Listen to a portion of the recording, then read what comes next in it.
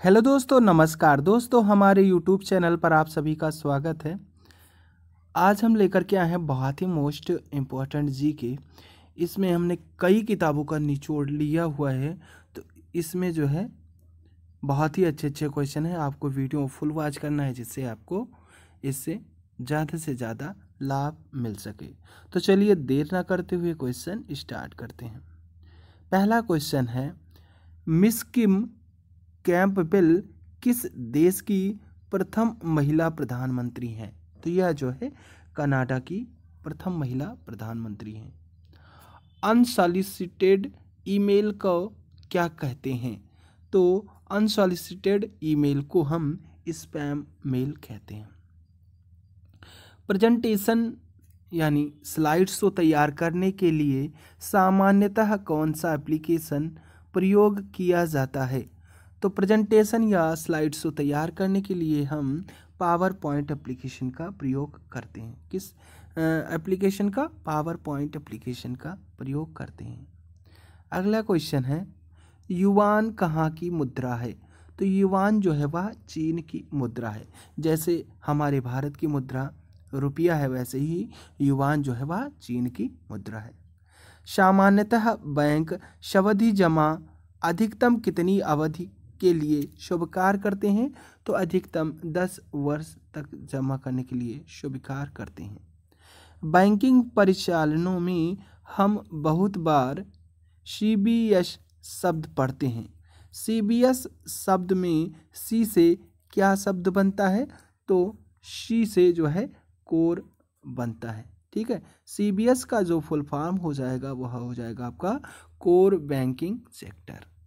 सेबी किस तरह की संस्था है? तो सेबी जो है वह संवैधानिक संस्था है। कैसी संस्था है? संवैधानिक संस्था है। इसे भी आपको याद रखना है, बहुत ही मोस्ट इम्पोर्टेंट है। नेक्स्ट जो क्वेश्चन है 8 नंबर का, वह है रबी मौसम किन महीनों के बीच को माना जाता है? तो जो रबी मौसम होता है वह है अक्टूबर से मार्च के महीने को माना जाता है। ठीक है, यह महीना यानी अक्टूबर से मार्च का महीना रबी मौसम कहलाता है। भारत में जनगणना कितने वर्ष के अंतराल पर की जाती है? तो भारत में जनगणना जो है वह 10 वर्ष के अंतराल पर की जाती है। कितने वर्षों के अंतराल पर? 10 वर्षों के अंतराल पर। अधिसूचना के अनुसार 29 जून 2011 से कौन से सिक्के बंद हो गए? तो 25 पैसे के सिक्के जो है 29 जून 2011 से बंद कर दिए गए हैं। अकल पे के नाम से प्रसिद्ध अनंत पेंशन किस क्रमिक श्रृंखला की रचना को की थी? तो यह जो है अमर चित्रकला से संबंधित है। एल्युमिनियम का प्रमुख अयस्क कौन सा है? तो एल्युमिनियम का प्रमुख अयस्क जो है वह बॉक्साइट है। जनगणना 2011 के अनुसार देश में प्रति 1000 पुरुषों पर महिलाओं की संख्या कितनी थी? तो 2011 के अनुसार प्रति 1000 पुरुषों पर महिलाओं की संख्या भारत में 940 थी। कितनी थी? 940 थी। गांधी जी के प्रिय भजन वैष्णो जन तो तेने कहिए के रचयिता कौन है? तो नरसिंह मेहता है। स्वेज नहर किस सागरों को जोड़ती है? तो स्वेज जो नहर है वह भूमध्य सागर को लाल सागर से जोड़ती है। किससे जोड़ती है? भूमध्य सागर को लाल सागर से जोड़ती है। यानी भूमध्य सागर और लाल सागर को जोड़ने वाले कौन सी नहर है? तो वह स्वेज नहर है। ऐसे भी क्वेश्चन आपका बन सकता है। किस बीमारी में रक्त में शर्करा का स्तर बढ़ जाता है? तो जो डायबिटीज मिलेटस होता है इसमें रक्त में शर्करा का स्तर यानी बढ़ जाता है, यानी चीनी की मात्रा बढ़ जाती है। ठीक है, इसे भी आपको याद रखना है। किसी पेड़ की लगभग सही आयु क्या गिनकर ज्ञात की जा सकती है? तो किसी पेड़ की सही आयु जो है तने में वलयों की संख्या को गिनकर ज्ञात की जाती है। क्या होता है, जो पेड़ में होता है उसमें ऐसे ऐसे वलय पाए जाते हैं, तो उसमें 1 2 3 4 5 ऐसे ही आप जब गिन लेंगे तो उसमें पता चल जाएगा कि यह पेड़ कितने वर्ष का है, यानी कितनी आयु का है। ठीक है, नेक्स्ट क्वेश्चन है, भारत के किस राज्य की जनसंख्या सर्वाधिक है? तो भारत के उत्तर प्रदेश राज्य की जनसंख्या सबसे अधिक है, यानी सर्वाधिक है। भारत द्वारा अपने देश में विकसित हल्के युद्धक विमान का नाम क्या है? तो हल्के युद्धक विमान का नाम जो है तेजस है। नाथुला एक स्थान है जहां 44 वर्षों के बाद भारत चीन सीमा व्यापार फिर शुरू किया गया था। वह किस राज्य की भारतीय सीमा पर स्थित है? तो वह जो है सिक्किम राज्य की भारतीय सीमा पर स्थित है। सूचना का अधिकार किस वर्ष पास हुआ? तो सूचना का अधिकार 2005 में पास हुआ था, जैसे हम RTI 2005 के नाम से जानते हैं। पीले रंग का पूरक रंग कौन सा है? तो पीले रंग का पूरक रंग नीला है। कौन सा है? नीला रंग है। फोटोग्राफी में कौन सा रासायनिक द्रव्य प्रयोग किया जाता है? तो फोटोग्राफी में सिल्वर ब्रोमाइड द्रव्य प्रयोग किया जाता है। हाल में एक नए राष्ट्र का उद्भव हुआ है, उसका नाम क्या है? तो उसका नाम जो है दक्षिण सूडान है। लोकसभा के अध्यक्ष का चुनाव किसके द्वारा किया जाता है? तो लोकसभा के अध्यक्ष का चुनाव जो है वह लोकसभा के सदस्यों द्वारा किया जाता है। इतिहास का जनक किसे कहा जाता है? तो इसी इतिहास का जनक हेरोडोटस को कहा जाता है। सुरक्षा परिषद में अस्थायी सदस्यों की संख्या कितनी है? तो सुरक्षा परिषद में अस्थायी सदस्यों की संख्या 5 है। कितनी है? 5 है। ठीक है, इसे भी आपको याद रखना है, बहुत ही मोस्ट इम्पॉर्टेंट क्वेश्चन है। नेक्स्ट जो क्वेश्चन है वह है 28 नंबर का, यूनाइटेड किंगडम किसका एक उत्तम उदाहरण है? तो यह जो है संवैधानिक राजतंत्र का उदाहरण है। भारतीय संविधान के अनुच्छेद 17 में क्या उपबंध किया गया है? तो इसमें जो है अस्पृश्यता उन्मूलन का उपबंध किया गया है अनुच्छेद 17 में। राज्यपाल का मुख्य सलाहकार कौन होता है? तो राज्यपाल का मुख्य सलाहकार मुख्यमंत्री होता है। ठीक है, कौन होता है? मुख्यमंत्री होता है। राज्यपाल कहाँ पर होता है? तो यह जो है राज्य में एक राज्यपाल होता है और एक मुख्यमंत्री होता है। किसके द्वारा एकाधिकारी प्रतियोगिता का सिद्धांत विकसित किया गया है? तो यह जो है E.H. चैम्बरलिन के द्वारा जो है इसका सिद्धांत विकसित किया गया है। नेक्स्ट क्वेश्चन है कंप्यूटर से संबंधित है, जो वह है www का पूरा रूप यानी फुल फॉर्म क्या हो जाएगा? तो इसका फुल फॉर्म हो जाएगा वर्ल्ड वाइड वेब। कंप्यूटर के घटक उचित रूप से जोड़े गए हैं तथा कार्यरत हैं, इसे सुनिश्चित करने वाली कौन सी जांच प्रक्रिया है? तो इसको सुनिश्चित करने वाली जांच प्रक्रिया बूटिंग है। यह भी कंप्यूटर से संबंधित था। अब हम 1-2 क्वेश्चन कंप्यूटर से संबंधित लेते हैं, उसके बाद साइंस से संबंधित लेंगे। नेक्स्ट क्वेश्चन है, वेबसाइट के प्रथम पृष्ठ को क्या कहा जाता है? तो वेबसाइट के प्रथम पृष्ठ यानी जो फ्रंट पेज होता है उसे हम होम पेज कहते हैं। क्या कहते हैं? होम पेज कहते हैं। नेक्स्ट क्वेश्चन है, एक CD-ROM का जीवन काल यानी लाइफ स्पैन लगभग कितना होता है? तो लगभग जो है 5 वर्षों का होता है। कितने वर्षों का होता है? 5 वर्षों का होता है। लेंज का विद्युत चुंबकीय सिद्धांत किसके परिवर्तन के सिद्धांत का परिणाम है? तो यह जो है ऊर्जा के परिवर्तन का सिद्धांत है। एक न्यूट्रॉन, एक इलेक्ट्रॉन, एक प्रोटॉन और एक अल्फा कण समान गतिज ऊर्जा से गतिमान हैं। इन कणों के वेग सही आरोही क्रम क्या होगा?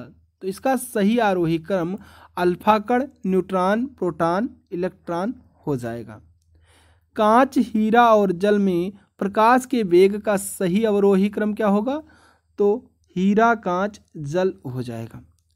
एंगस्ट्रोम में किसका मापन किया जाता है? तो इसमें जो है प्रकाश तरंगों की लंबाई का मापन किया जाता है। नेक्स्ट क्वेश्चन है, सूक्ष्म विद्युत धारा का पता लगाने एवं मापन के लिए किस उपकरण का प्रयोग किया जाता है? तो इसमें जो है गैल्वेनोमीटर का प्रयोग किया जाता है। अगला क्वेश्चन है, विद्युत आवेश के बीच के आकर्षण एवं विकर्षण के सिद्धांत की खोज किसने की थी? तो विद्युत आवेश के बीच के आकर्षण और विकर्षण के सिद्धांत की खोज कूलम्ब महोदय ने की थी। पीछे का दृश्य देखने के लिए कौन से दर्पण का प्रयोग किया जाता है? तो पीछे का दृश्य देखने के लिए उत्तल दर्पण का प्रयोग किया जाता है। यह बहुत ही मोस्ट इम्पॉर्टेंट है, इसे भी आपको याद रखना है। नेक्स्ट क्वेश्चन जो है वह है, रेडियो का आविष्कार किसने किया था? तो रेडियो का आविष्कार मार्कोनी महोदय ने किया था। किसने किया था? मार्कोनी महोदय ने किया था। लिफ्ट का आविष्कार किसने किया था?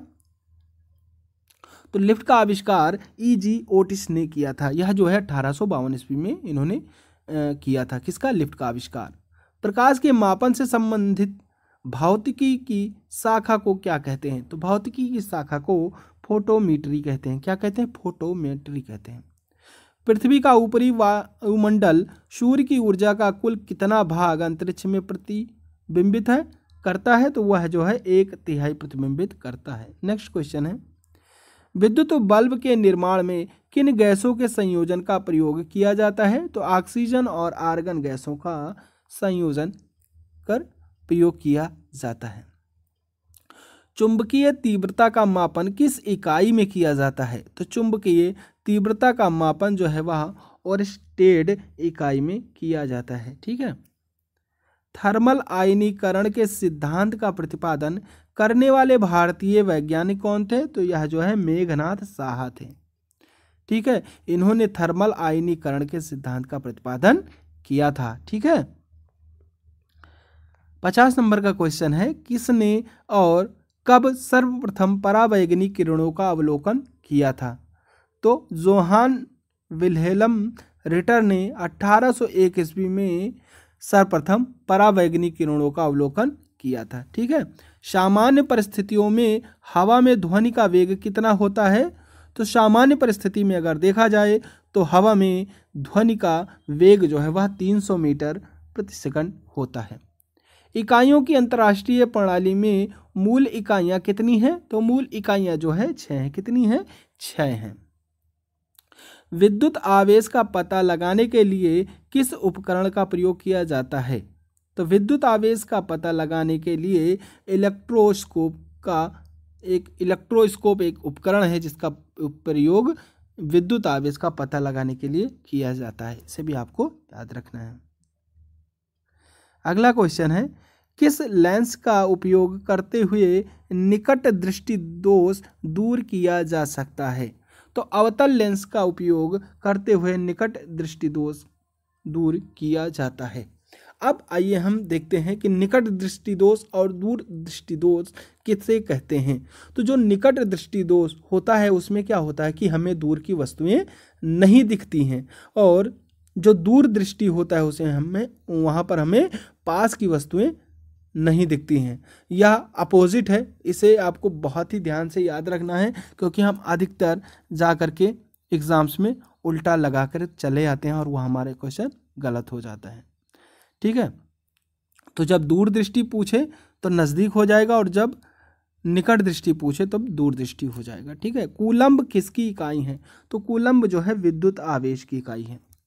पृथ्वी अपनी धुरी पर किस दिशा में घूमती है? तो पृथ्वी जो है अपनी धुरी पर पश्चिम से पूरब की ओर घूमती है। किस ओर से?